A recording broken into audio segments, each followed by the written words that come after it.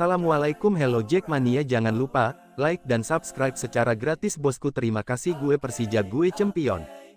Persija takluk di kandang Bayangkara. Thomas Doll harus jelaskan mengapa 3 pemain asing diganti. Alasan Thomas Doll perlu menyesali keputusannya menarik keluar 3 pemain asing sebagai penyebab kekalahan Persija Jakarta. Persija Jakarta harus mengakui keunggulan Bayangkara FC. Dia mengaku bersalah 3 pemain asing diganti dan meminta maaf kepada pendukung Persija Jakarta. Macan Kemayoran mengakhiri babak pertama dengan unggul nyaman 1-0, tetapi keadaan berbalik pada babak kedua akibat keputusan tanda tanya Thomas Doll. Persija ada dalam misi memanfaatkan kekalahan Persib Bandung untuk merebut kembali puncak klasemen. Persib baru saja tumbang dalam duel sesama pesaing juara saat takluk 1-2 dari PSM Makassar. Rusaknya struktur saat bertahan membuat Alex Martins hanya berhadapan dengan 1 bek dan Andri Tani yang kelewat maju.